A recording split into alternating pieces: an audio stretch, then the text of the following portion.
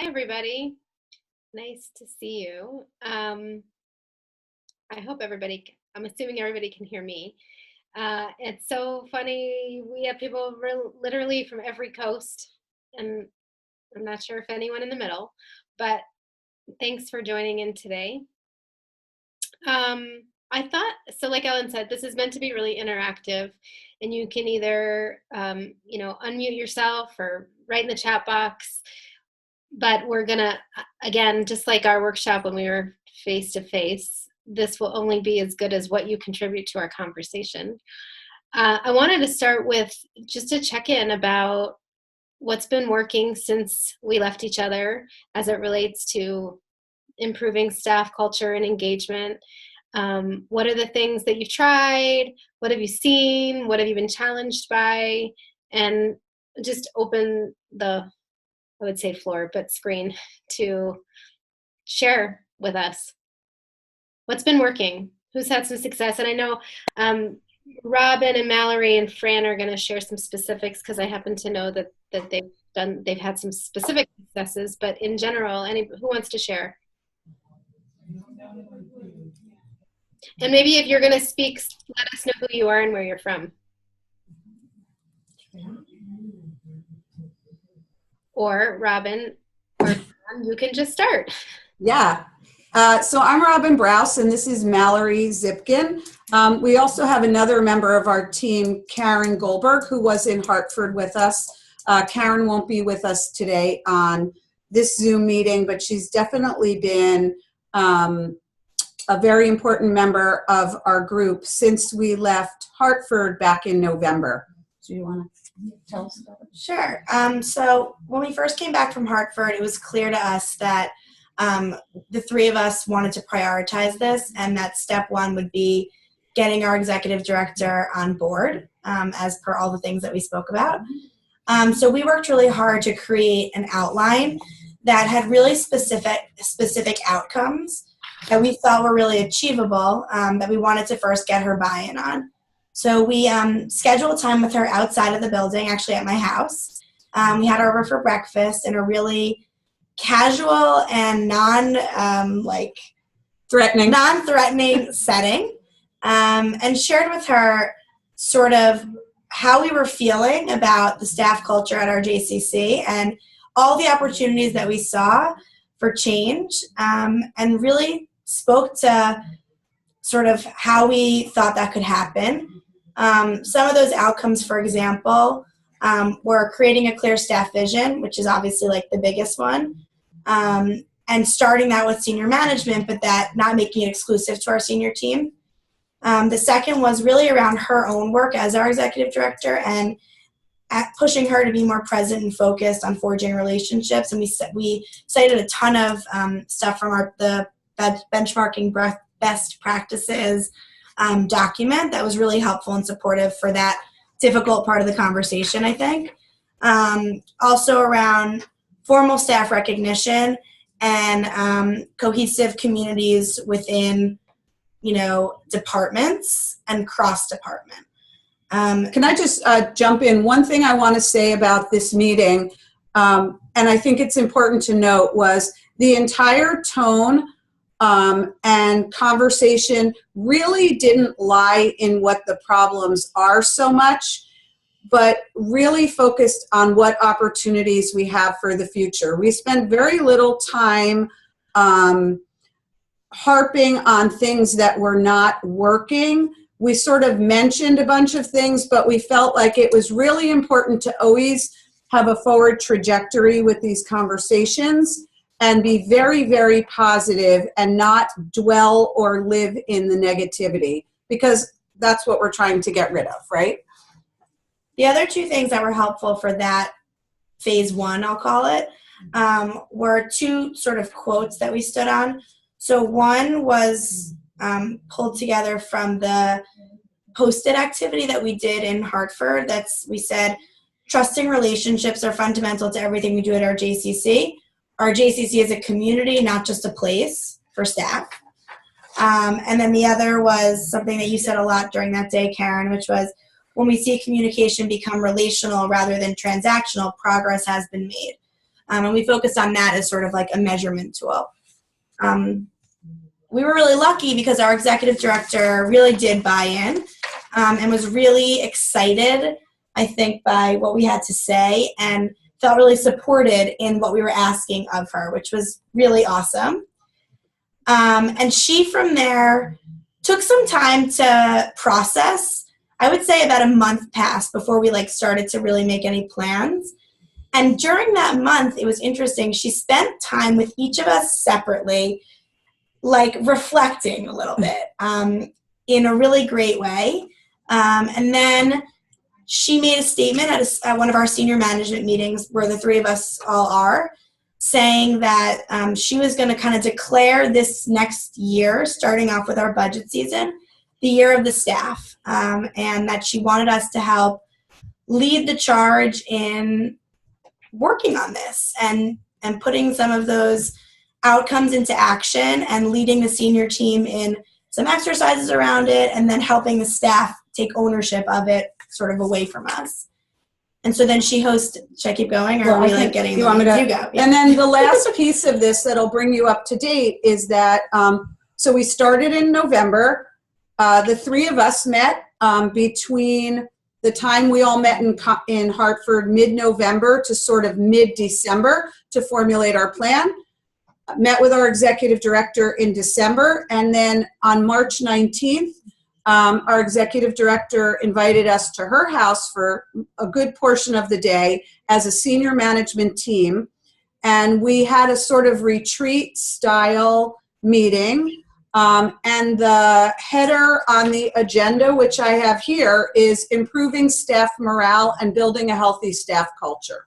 So Mallory, Karen, and I met with Jen to develop the agenda and activities for the day. And basically, we as a senior team went through a series of activities around why does it matter and what do we value. We did an exercise around where are we versus where do we want to be, and then next steps. And I'm just encapsulating this. We can obviously go into more detail if anybody's interested. And then at a meeting 2 weeks ago, we started visioning with the entire staff using a similar Post-it style activity as we did in Hartford, combined with sort of a self-assessment that we developed with Jen.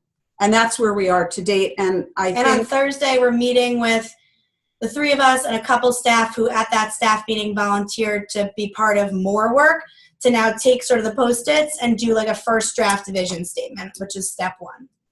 Oh my gosh, we have to give you a round of applause. Thank you. We're very excited, and we were just really inspired by that day. Karen knows because we held her captive. We gave her a ride back from Hartford, and we had Karen for a few hours, and she heard us just babbling the whole time. But seriously, these are important topics to have conversations about, and we are really grateful that we were there that day. So thank you. And it's just the beginning for us. We feel really strongly that while we've made a lot of waves in just starting important conversations, there's still so much that has to happen, but we're on such a good path. Oh, thank you both for sharing that incredibly inspiring story. I think that's the most beautiful example I've heard of how something so impactful can bubble up from the middle, I'll say. It doesn't have to come from the top, which is also something we were talking about. You should feel so good about your work, and I think it also speaks volumes about Jen, your exec, who was clearly receptive, I'm sure in part because of the way that you very thoughtfully approached sharing your thoughts with her. Yeah, I think she would have been receptive, but I definitely think it helped to tread lightly and be supportive rather than just present a list of everything that was going wrong and start from that point. We started from a point of camaraderie, support, and we really linked arms and said, we're going to all do this together. I think that was a big part. The commitment that we made to her to supporting her in it, I think was really key. We didn't just say it's her job. We said it's all of our jobs and we really want to help and let's do this together. Yeah, and I think that's such an important piece, and we're going to come back to two of those: the how you're all working together to do that, and how you led that effort in such a asset-based way, really looking at possibilities as opposed to looking at what wasn't working. Thank you for sharing, and really kudos to you guys. I'm so impressed.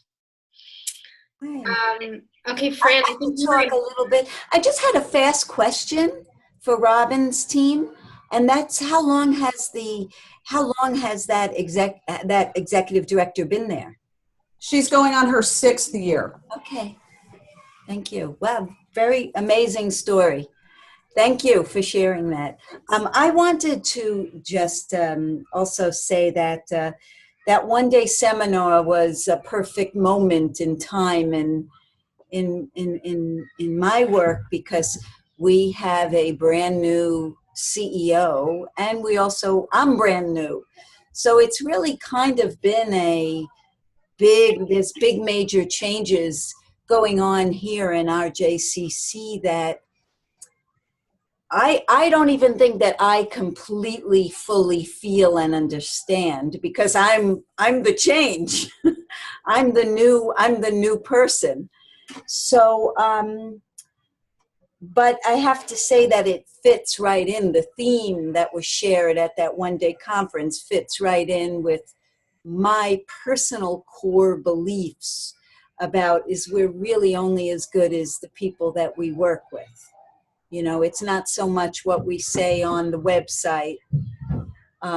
It's more about that. And for very little, and for one person who maybe is not engaged, there can be a lot of harm brought to the greater good if that's the case. And then if you have a whole culture that needs attention, well, that could be devastating.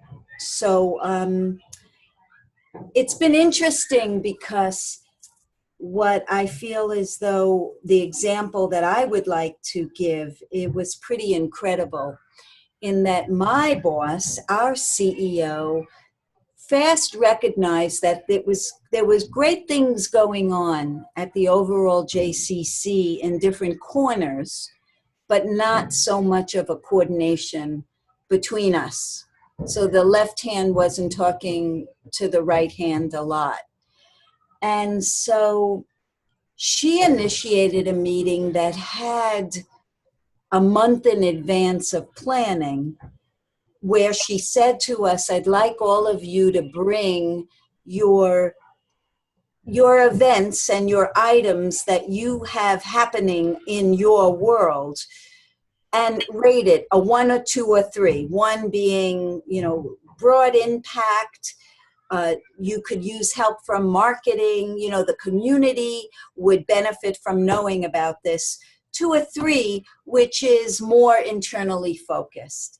And her idea was to force all of us, as part of the JCC, to connect some of our internal dots and to do better coordinating between us. And so we arrived at the room, and she gave us color-coded little stickies that we would write each event on month by month by month. And then we arrived. And so the preschool would have up all of their events in purple, and the fitness area would be in, red, we'll say, and the camp would be in yellow. And it would be organized by month. And the idea was so we can get the full picture of what's happening in the JCC 18 months out. And it was really set up so our marketing team could know in advance what to coordinate, because what's happened is they get involved in coordinating certain things right from the executive director level, but maybe are missing some prime opportunities that's going on a program level, that's where we really need to be engaging new people, especially, let's say, young parents who are coming to the JCC that have their children enrolled. And so it was a very, first place, the meeting generated respect for each other's work, because you kind of have a tendency to feel like, well, you know, we're the whole ball of wax here. We're the main event. We're the ones that's making everything happen. And then when you take the time to really listen and understand what's happening in other places of the organization, you get to see that, well, their work is also pretty intense and pretty impactful and busy. So it was a really wonderful, you know, I found it to be working on so many different levels, and it connected, let's say, administration more to us and understanding more about what we're doing. But on the same token, it connected us as an organization to each other, and to really try to connect some of those internal ever-present JCC dots that need to be connected, because, you know, you're trying to work more in a community way than in an isolated way with different age groups. So I wanted to share that with you as something that happened agency-wide. And, you know, just thank you for, you know, the ideas that you shared at that one-day seminar. On my own, you know, sort of in my preschool world, what was initiated from that was a series of one-on-one meetings, which, boy, it's amazing what you can learn from people if you just schedule half an hour with them. And we have 60 staff here at our preschool, and I'm through about a third of those one-on-one meetings. And I think they have been more valuable to me in understanding where I am than anything. And it's really a wonderful way to kind of get people's sense of the culture and changes that need to happen. You know, I'm calling them a conversation, you know, under the guise of a evaluation, but saying, I'm not evaluating you. I can't evaluate you. I don't know you. So let's set a conversation up. And in a year from now, you tell me what you would like to work on. And a year from now, we could both sit down together and maybe see progress from you. Right. You know, rather than me saying, here is what you need to do. So it's been wonderful because it's been non-threatening. It sounds like you worked really hard to just engage in a deeper relationship with your staff, which is a huge piece of this also. And that's I don't want to talk too much. Thank you. You should feel really good about it. Sounds like in both directions you're sharing information. Trying. So valuable. Well, thank you. Before we move forward, is there anything that anybody else wants to share about what they were able to bring back? I would like to share. Hi, Karen, by the way, and hi, everybody else. By the way, there's a whole group here. You just can only see me. Can you hear me okay? Perfect. So some of the things that we did at our JCCs, we got together as a whole group, and everybody, we had fairly a large presence in the Irvine meeting, and then we collectively have come together. We are now working on our next staff advance. So it's really nice to hear the different input from staff meeting is like we have a meeting every twice a year, and we call it a staff advance because we don't necessarily develop together, but we advance together. And so it's nice to see the input from all different departments, and especially coming from that meeting. It was nice to have that input from everybody, teachers, TAs, our senior department development, you know, the Jewish aspect. Also, we really loved the suggestion of having the staff advance off-site. So this year we're going to have it off-site as well. And also we're just making it a little bit more fun and engaging. I believe that we're having a presenter come to do games and things like that with us, trivia, but it should be really good, so we're excited. The other is that we developed a subcommittee that is working on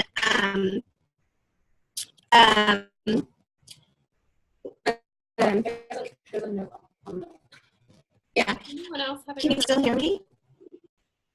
We're having a hard time. It says low systems. That you're breaking up. It says close.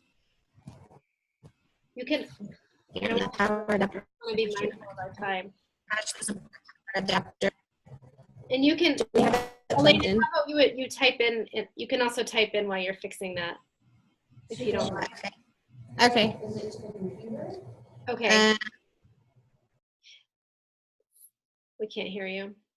It sounds like you had a big crew with you when we were in Orange County. We did. Can you hear me better now? Yep. Oh, perfect. So we also have a subcommittee that's working on staff recognition. And so we're putting that in place, and we're giving the ability for staff to staff recognize and member to staff recognize. And they're creating sheets. And then every so often they'll do a large recognition of, they haven't quite worked out all the details. They're not sure if they're going to do one staff per department and how often. So that's another aspect that we're working on. We also implemented our staff evaluations to hold people more accountable. I can tell you for us, it's a little bit challenging. And like Fran said, some of my staff are nervous because we don't have a lot of time in the classroom. So it's a challenge to evaluate them properly when we don't have lots of time to spend with them. But I think other departments have a little bit more time at our JCC. But I think it's nice that we have the ability to get everybody together. So it's not just more unilateral or at just a management level also. Thank you. Thanks. It's so exciting to hear about the how you've been able to affect change across the entire JCC. That's great. So we're gonna jump into talking about something that I was hoping would help you think more about what we learned in the one-day conferences, which is really connected to this idea of leadership. And you know, the example that Robin and Mallory shared is a good example of seeing yourself as a leader and seeing yourself as having the ability to really affect change.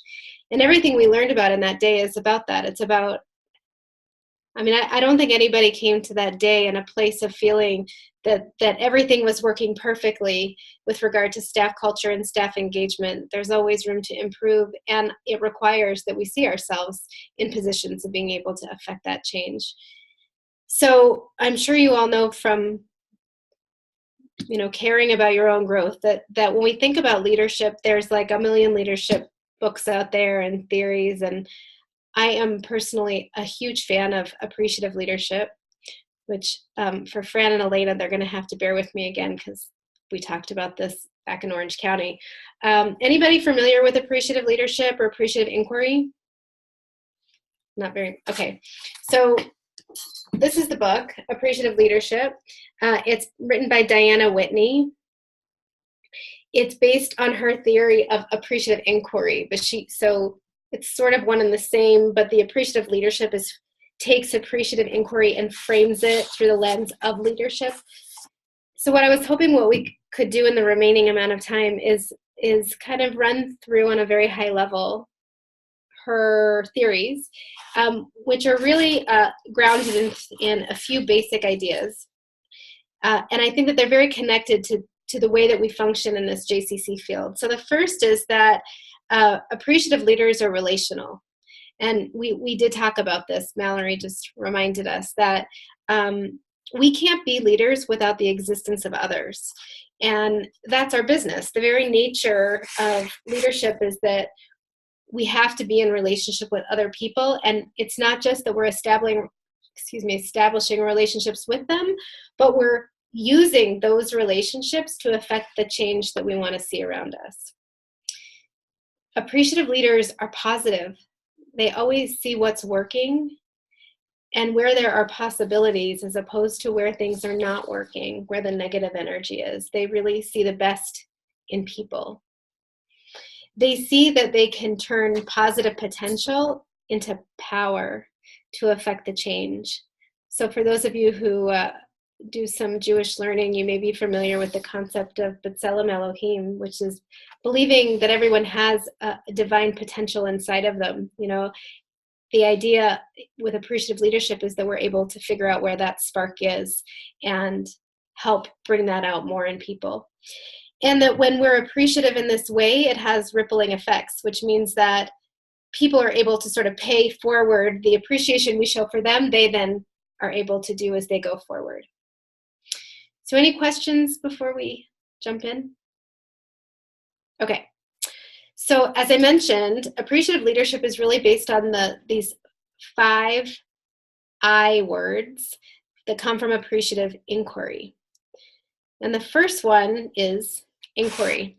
And that's the idea that leaders ask powerful questions of the people around them to help reach their goal.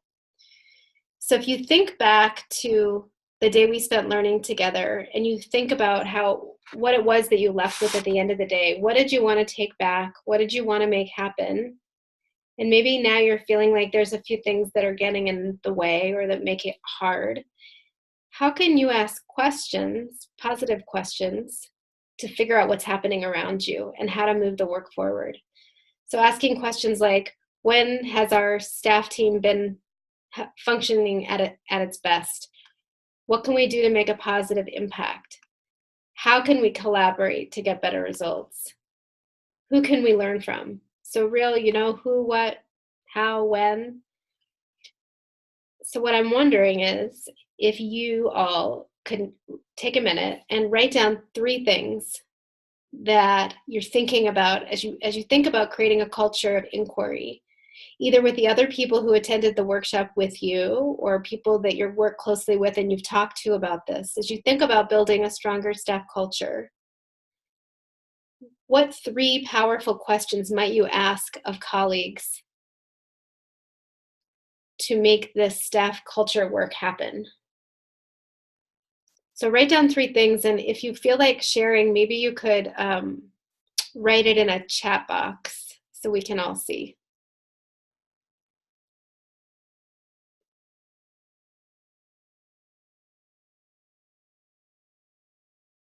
Ready, go.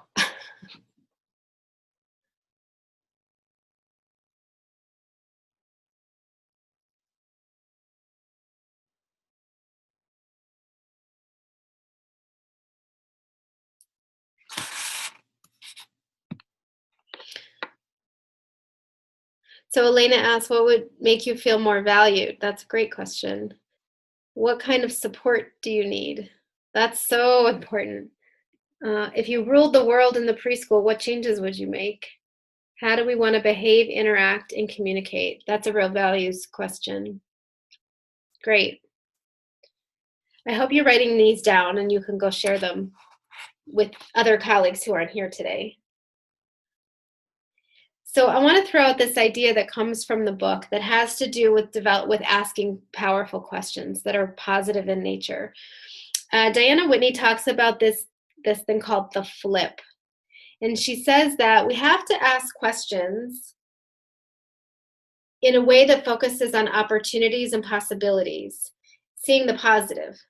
Because so often when we're trying to solve for a problem or uncover, deal with a challenge, we tend to frame things in the negative. And the flip requires us to take a challenging situation and develop questions that are framed in a positive. So I'd love if someone could think of an example. I can give you a quick example, and then if someone wants to share one.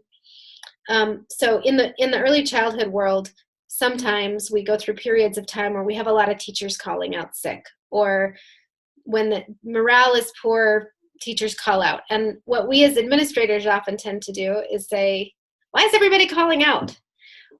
But there's another way to ask the question, which could be, I wonder what's making the people who are here come here. I wonder what it is they love about being here. Instead of focusing on the negative, I think you all know what I mean. So anybody have an example of a real, ideally related to staff culture, maybe something that's been hard, a question that you want to flip to the positive to try to figure out what's happening?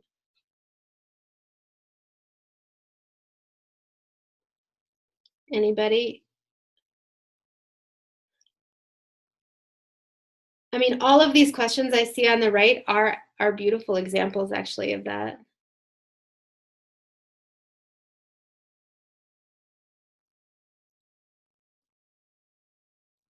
Kelly's question, I think, is that what leadership teams are needed to support the CEO in achieving our vision?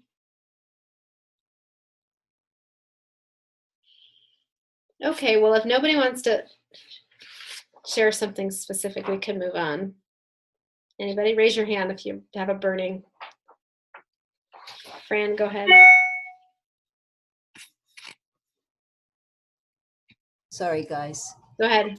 I was going to say that if somebody is like not happy about something specific, one thing that would be interesting to know, and a way to flip the conversation, is to ask, what do you love about your job? So that might be a way to kind of flip the conversation. I mean, I think you still need to deal with what are people making people unhappy, but let's say you're in a very negative staff environment where people are just generally not happy, and maybe by asking the question of people to share with each other what do they love about their job is a way to have people think about the positive aspects of their work. Perfect. That's an example. Thank you. And what Carly wrote, I think also can be easily flipped. The idea that instead of focusing on what we don't have, we have to ask questions to help people see what we do have. Support do you need? What are we doing that makes you feel supported? Great. Okay, so that's something to think about as you move forward, and you may feel like you're encountering bumps along the way. It's really easy to kind of get stuck on, why is this not working? And so I would challenge you to really have some consciousness around how you're asking questions in a positive way. Okay, the second I of appreciative leadership is illumination. This is really the art of shining a light on what's working instead of focusing on what is not. The idea is that when we share stories of success in a public way, and we focus on high performance and really the root causes of successes, people have a better understanding of what we're looking for and how we're defining success. So when we don't do that, people tend to be unclear about what we're trying to achieve, right? So we have to name what positive thing is happening. Make sense? So raise your hand if you think about how often you do this. How often do you sort of shine a light on what's working, or turn the volume up on what's working? Engage in conversations with people in this way. Raise your hand if you think you do this. Okay, great. That's great. Can you imagine that if there was a shared culture of doing this, that might directly impact staff culture, morale, engagement? Anybody have a thought on that? I see Robin and Mallory shaking their heads. Here. So one of the things that we talked a lot about as a senior team, and really struggled with a little bit and had to acknowledge, was that we all have very, very different styles when it comes to working with our teams. So if I supervise, 65 teachers and Mallory supervises a huge camp staff, are we always in sync in terms of making sure that we're doing certain things? And this brings same way. Right, the same way, or with the similar intentions in mind. So we spent a lot of time as a senior team really being truthful and honest with each other around this topic, and also agreeing that we need to hold each other accountable. We talked a lot about accountability. Go ahead. So while I think that Mallory and I both illuminate the positives in our departments and with our teams, there may be other managers who are doing it differently. And so then there's this feeling of inequality that trickles down amongst the staff. Yeah. And that's one of the big things that we're going to be tackling, and we know that. So it had to start with this sort of pact and agreement amongst the senior managers.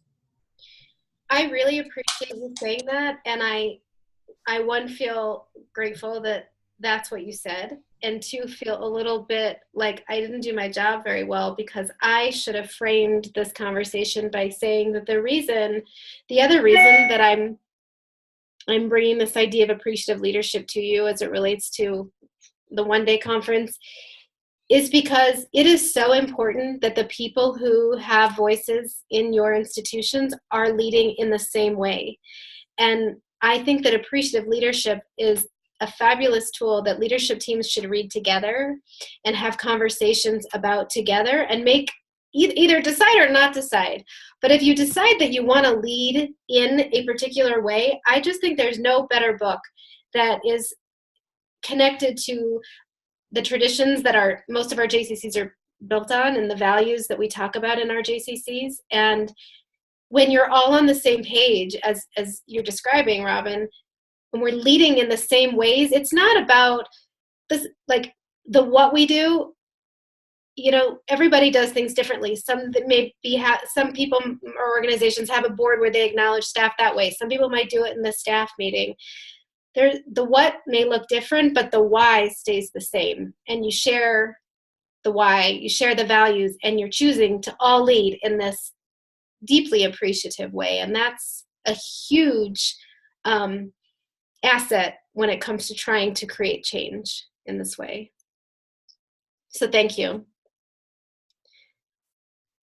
All right, any other thoughts?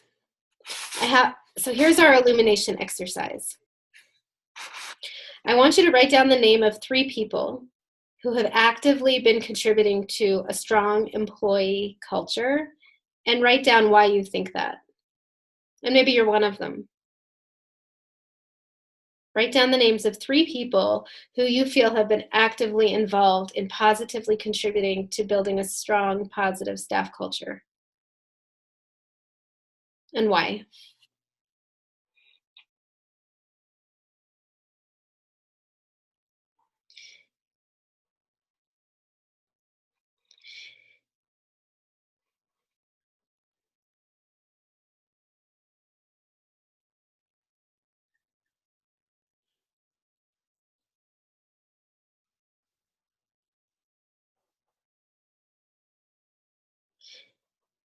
So now what I want you to do is write a little note next to each of those people about whether you've actually told them that you think that's a strength of theirs. Raise your hand if you've done that. Have you told any of those 3 people? Okay. If you have not told them, then I want you to write down a commitment that you're going to make about how you're going to illuminate their strengths as it relates to this work. How will you do that?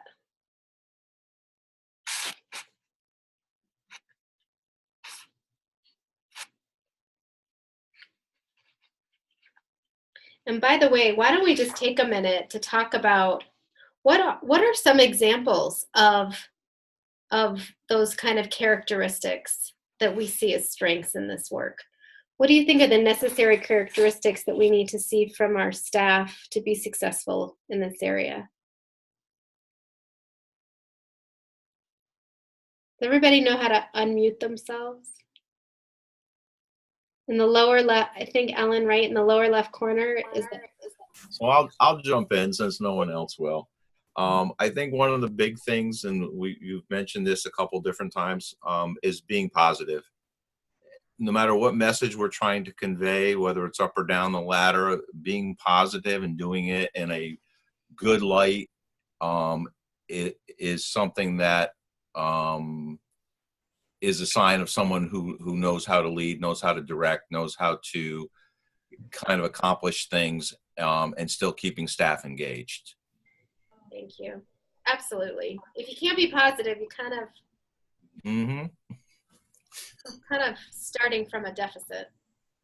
Totally. So another piece to this, sometimes I think a term we use is strength spotting. But that requires that we're observing, that we're opening our eyes and our ears to what's happening around us. And I think, again, we talked a lot about this during the days that we were together, is that the JCCs are very fast-paced. There's no job that exists in a JCC that doesn't involve multitasking. And running in a million directions. And we talked about intentionality. So I think to take a minute and think about what you may, and maybe you don't need to do this because you already do, but how are you going to stop and really hold a level of awareness about what's happening around you so that you're able to illuminate the strengths of others, to identify what's working around you. Karen, I just wanted to interrupt for a second and read some of the other characteristics that some people wrote in the chat box. So Kelly Joseph wrote compassion and caring, and Carly Studer wrote mature, positive, caring. So caring twice. That's great. Yep. I think that these qualities too, I know Kelly, you're representing the HR world. I don't know if anyone else is, but I think a lot about that, those characteristics that we should be looking for as we hire people. Also, when we think about who we want on our team, we think about these kinds of qualities. Can you imagine that as you work to build a strong culture of staff engagement, that collecting stories of success in this way could be valuable?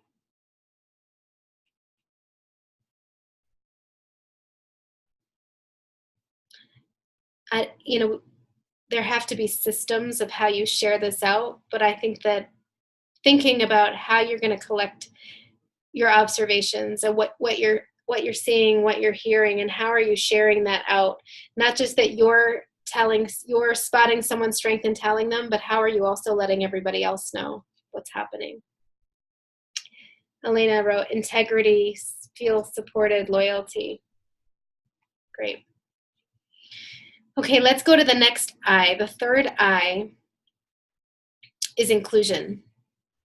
This is the idea that we need to bring people together to reach our goals. And again, requires a level of intentionality. How do we think about who we need to bring together? Are we looking for people with those particular qualities and characteristics? The idea of inclusion is that we're intentionally partnering with people to think about our future. And the way that we think about collaborating is a form of inclusion. So how do we think about who we need to include as we try to achieve our goals? How do you do that? Someone throw that out. Nobody has built a strong staff culture, I think, in their job description, right? So this is something that sort of is like a add-on. So how are you thinking about it? How are you thinking about who you need? For Robin, Mallory, and Karen, they went to this conference together. They had 3 hours on the way home to make a plan. It was a little easy to figure out. I'm sure you added people along the way. So but for any of you, how do you think about who you're going to make your partners in this work? So one of the things that we've done initially is besides, starting with our senior team, we cast a very wide net when we brought everyone together to do visioning. And we did that intentionally. So we invited staff to a meeting that would normally have never been at that meeting. So early childhood teachers, lifeguards, whoever really was on our full staff list, they were invited and they were asked to come and be a part of this. And some did. So we knew that there was interest. And then when we talked about the work that would follow, we invited anyone who was at that meeting to join us in starting to draft the our staff vision statement, and we got some volunteers. So number one, just putting the invitation out there when it had previously not been, and not seeming so top down that the senior team was going to develop this whole initiative and roll it out, showed everyone that their voice was important. And we said that. We made it known that we were not interested in authoring this document and We were just here to facilitate and include as many people as possible. So it's kind of the actions speak as loud as words, and then determining who was really touched by the process. And we heard a lot of great feedback that day when we did the visioning, and we just asked, who would like to continue in this part of the work? It's open and available. And people everybody did. that thanked us were like, can you meet next Thursday? We're so happy you Join us. You felt good about this. We want you to be part of this effort because we need your energy. So we're recruiting as we go along, I feel like. It's true. Our interim marketing director thanked us, but didn't express interest. And I'm like, you're a really great writer. Would you want to help? And she, I think, was also flattered, like, in that way. Like, it worked both ways, right? Like, people choosing, but also, like, seeking out the people that we thought would be supportive of what we were trying to do. And that's a very important consideration, is that two-way, that balance of casting a wide net, as you said, and inviting everybody in, but also being strategic and recognizing what you need on your, who and what you need on your team is huge. Anyone else? Nobody else. Okay. So here's an exercise for inclusion. I want you to write down 2 goals that you're facing right now as it relates to building this staff culture. Imagine bringing people together. So what are the 2 goals that you have? Who are you going to include, and why are you including them?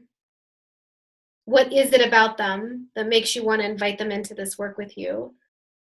And what process will you engage in when you come together? So, for Robin and Mallory, they're a little further ahead down the road on this. But for those of you who are not yet there and still thinking about this, what are 2 very specific goals you have for doing the work that we started whenever you came to the conference? Who are you going to include in that work? And what process are you going to engage in to achieve those goals?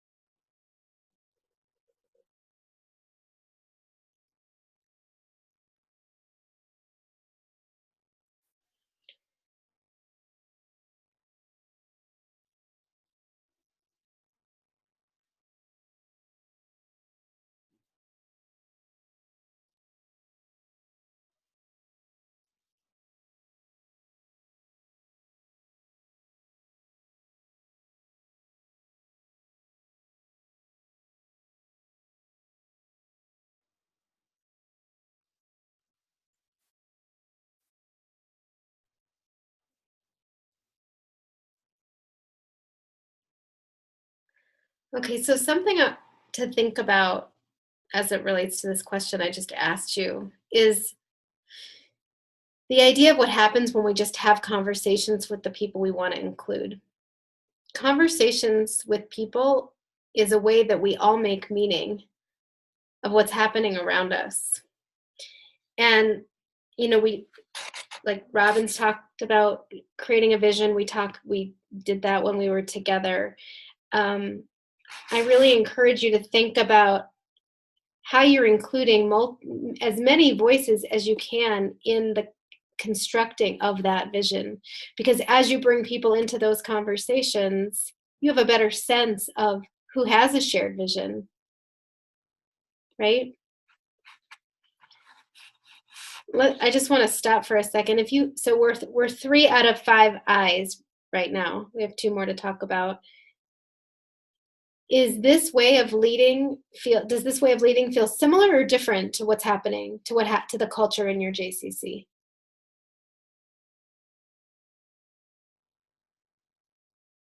Say that. For us, we think it's kind of aspirational. It's like what we want it to be and what we're working towards. We're joking over here that, like, the way that we're going about doing this is, like, really saying what we want so that people, like, are expecting it. That way we can't, like, not do it. For instance, we were really clear, like, next steps of this after this meeting are going to be, writing a vision, and that our executive directors can have small breakfast meetings with lots of different staff to talk about like next steps and action. And like, we didn't have to say the part about the breakfast meetings, but now that we said it, she has to do it. And like, we're laughing, but like, when you put it out there that way, it creates accountability in a way that is aspirational for us, right? Like, that's the goal, is that these things are happening. Like, we're joking, but it's true. For sure. Absolutely. Who else? Let me ask the question in a different way. Does this feel like it could be a constructive way to move forward, at least in this area that we're talking about? Does it? Anyone? Kelly, are you unmuting yourself?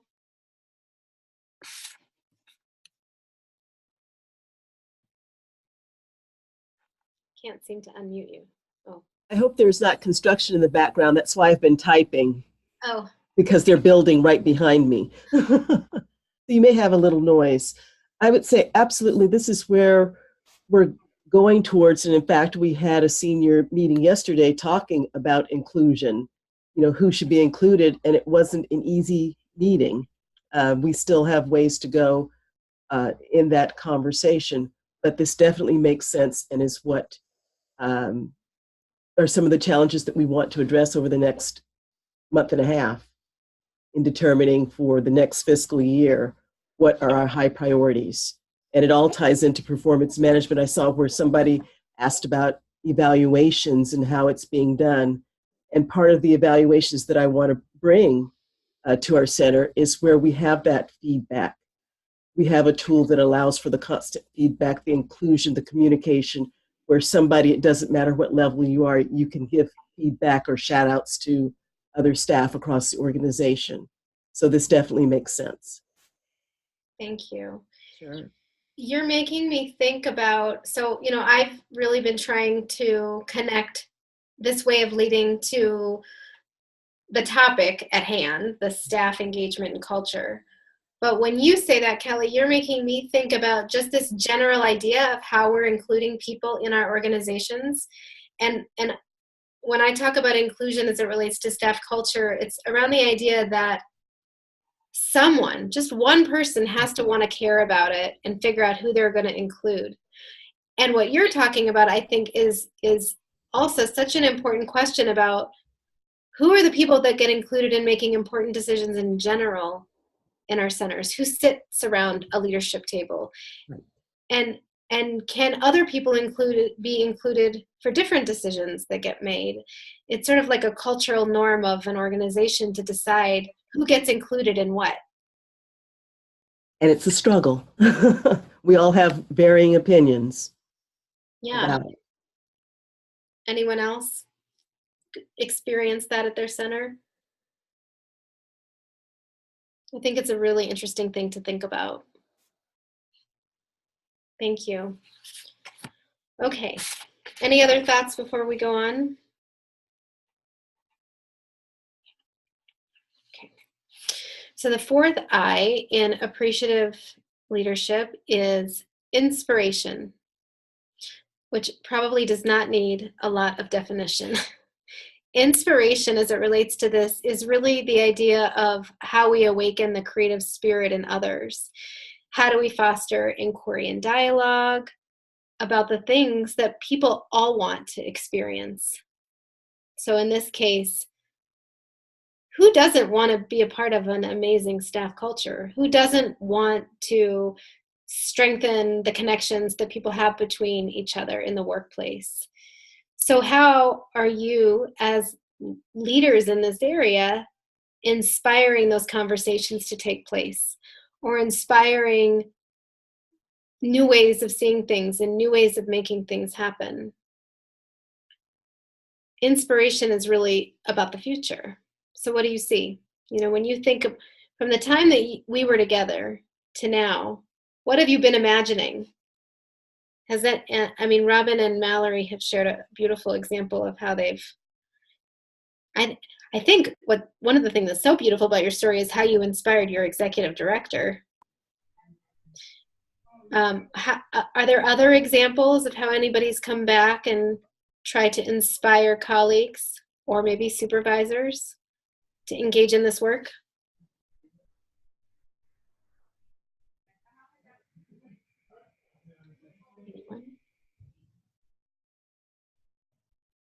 Okay, then I'm going to give you another exercise. I want you to think about your ideal staff culture, which I'm sure you have done since we were together. Write down what it looks like and how is that different than what exists right now? Doesn't have to be a paragraph. Just generally, you know, what are you aspiring to and how is that different from what exists?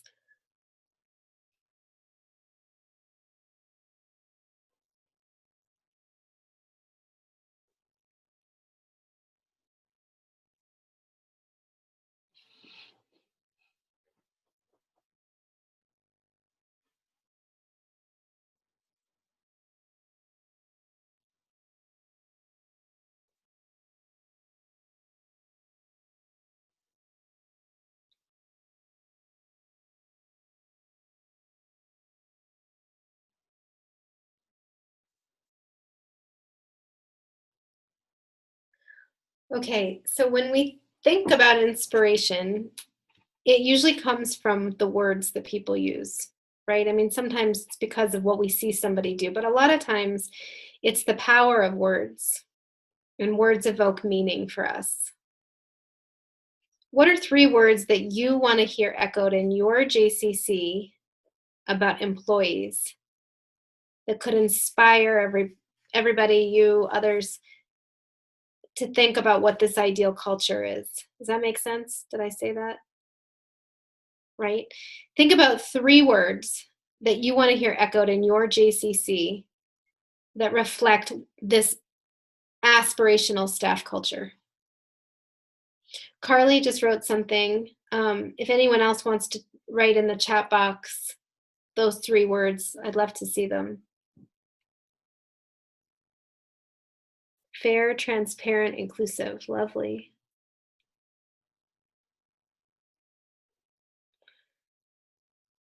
Transparent's a big one.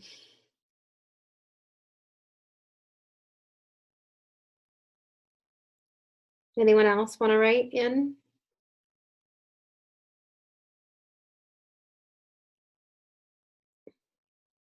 Carly wrote hardworking, professional, dependable. Good. Tom wrote imaginative, and Robin wrote collaborative, caring, accountable. Thank you. How do you see that? I didn't see those. I don't know, maybe you have to make it bigger. Oh, there it is. Okay, sorry. Great. These are beautiful. I want our staff to be proud of working in our JCC, that they would feel that they are working in the best place. Great. Team supportive, friendly. Okay, let me ask you a question. If we're here and your aspiration is here, well, actually, now that's your aspiration's here. How far away are you? What percentage of the way there are you? You're gonna have to be I think we're 25% of the way there. Because I think that we've started and we're committed and it's out there, as Mallory said before she had to leave. So I feel like we have some bench strength in certain areas, but the commitment piece and the idea that we are moving ahead and we have identified that this is a priority for us, and our executive director has put it out there to not only the staff but the board. It'll be out there at a board meeting tonight. Wow. I think that's huge. So I'm going to say 25%. I think you should give yourself more than 25%. Well, I'm a little critical. Okay. Thanks, Robin. Anybody else? Tom, are you trying to say something? No, I think they should give themselves, Robin, more than 25%, but it's one of those things. Sometimes I think you're only a mile away, but you're walking with a cane. It's like within reach, but you're never quite there. So it's definitely always going to be a work in progress, no matter how close we get, because I don't think you can get to 100%. Interesting. Who else can share a reflection on where they think they are on this journey?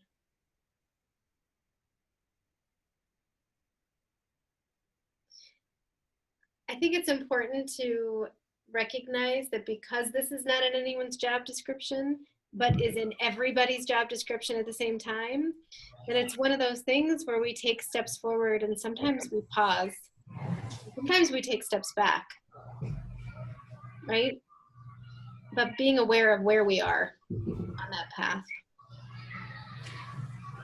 I guess I was going to share that for me, it's very hard to measure because,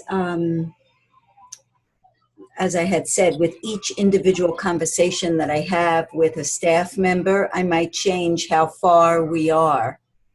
So for some, it's like, oh, this is great, and I'm so happy with the change, and it feels fair, transparent, and inclusive. However, I might have a conversation with somebody else, and they don't, there still is like, the jury's out still. And so I don't know if, I think it's hard to measure as a group. And I think what also happens to me, what I find is that I have a tendency to see things rosier than they are. And I think it has to do with the seat that I occupy rather than, and the view that I have rather than, or maybe it's my approach, I don't know. So I always like to take some kind of survey or other measure than just me determining on my own, because I'm going to see things as better than they are. Well, so what I would say is first that's a good trait to have. And also I think that what you're talking about brings us back to the idea of inclusion and why inclusion is so important, because we can't do this alone. It's hard to measure by ourselves, but just the work is so hard that it is really important to think about who your partners are going to be as you move forward. Okay, let's go to the last I, which is integrity. So I think it might have been Robin that said this. This is walking the talk. This is making choices for the good of the whole. And the idea that there's real synergy between what you say and what you do. And as leaders, that is crucial, right? We are a values-based organization. How are we living our values? How are our decisions grounded in our values? How are our values reflected in everything that we do? So people see that our actions are grounded in these values, and it's connected to relational practices like being ethical and being moral and communicating honestly and transparently. So throw out some of those words. What are the words that we associate with integrity? I just listed a few. When you think about amazing leaders that you know, that you've been inspired by, maybe you work with them, what are the ways that they model integrity? They're respectful and forthright. Great. Elena, you just wrote honesty, backbone, moral.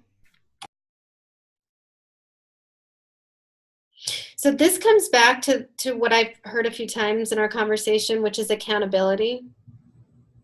There's a strong connection. You have to leave, Robin. Thanks for joining us. I'm sorry. Thanks, everybody. I'm sorry to do this. I have to jump on another Zoom. Thank you.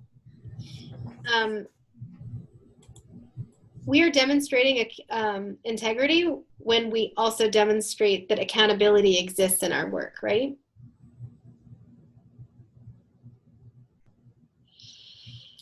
So anyone have an example of something that you've done to demonstrate integrity as it relates to improving staff culture?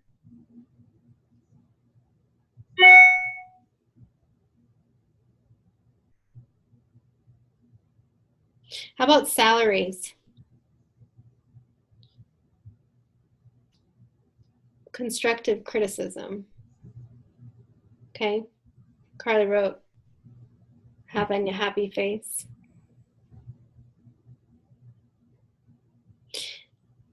I think Kelly's writing, but I want to give you an exercise related to integrity.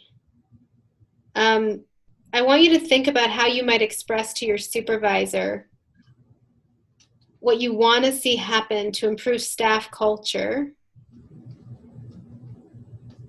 that's connected to what people say they care about. So when people talk about caring about staff culture, what needs to happen? What action needs to actually take place that reflects what people are saying they care about? So write that down. I just wanted to read that Kelly wrote, took each new hire out for coffee to ask how things are going and what could we have done better? What tools are needed to grow? That's beautiful. Wow. Those are lucky employees. Making people feel valued from the start. That's great. That's also an example of, that's an answer to the question I just asked. Thanks. What else? Fran, I have another opinion about this. Go ahead. It's okay.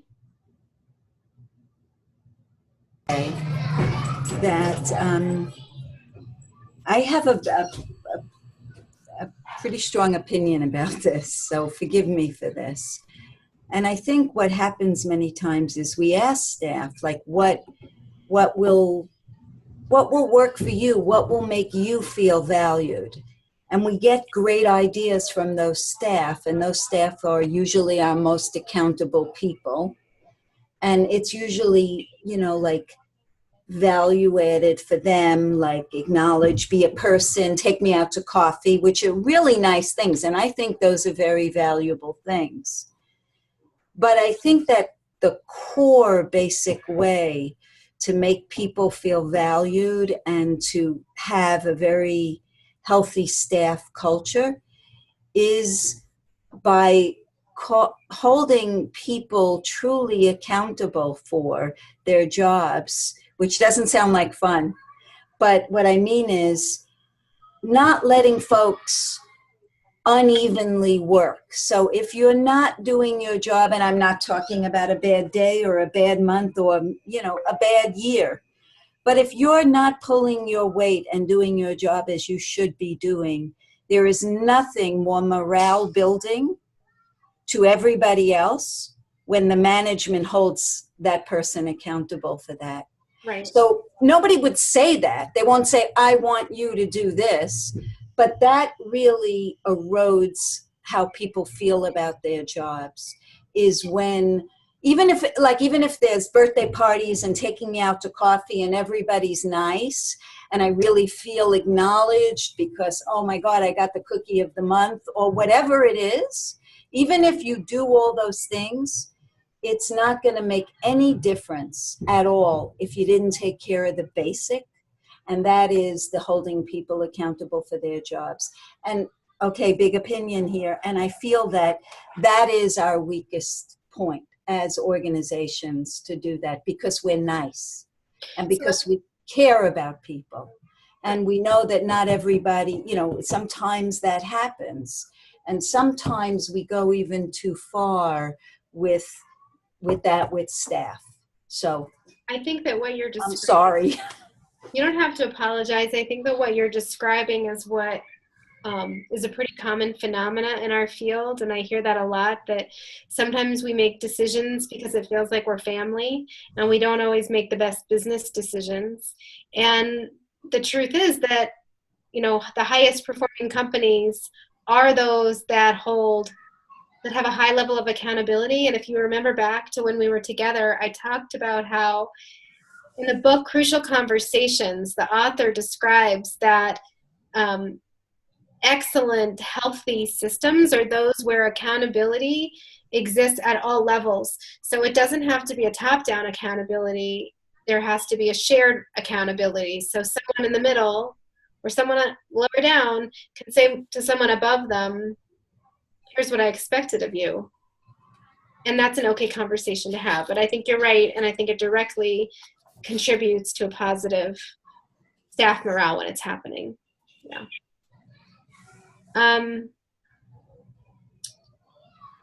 What are any other thoughts? I think we need to wrap up. We're kind of losing our audience here. Are there any final thoughts or questions anybody has?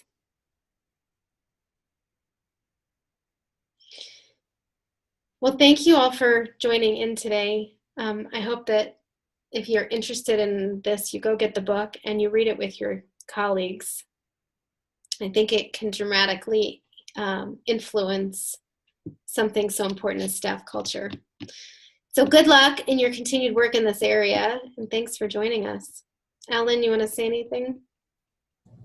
Yeah, just thank you so much for everybody for joining us. You know, I hope you took away a lot from this webinar. I certainly did, and I thought it was really interesting, and it was great hearing about how the progress is happening at all your JCCs, or maybe, you know, needs another kick to get started. You know, we're going to be having another one of these trainings, same training in Rockville, Maryland in June. So if you have any colleagues in that area who you think would, you know, should join us, please let them know. We've started advertising. So I would encourage, if, you know, to help us spread the word about the great work that Karen is doing. And, you know, thank you again, Karen. If you have any questions that maybe you didn't want to post on this forum, you can email me or you can email Karen. If you don't have Karen's email, you know, you can always email me and I'll get them to her. So just, you know, thank you again, and I hope you have a great day. And that's it. Thanks so much. Bye, everybody. So long.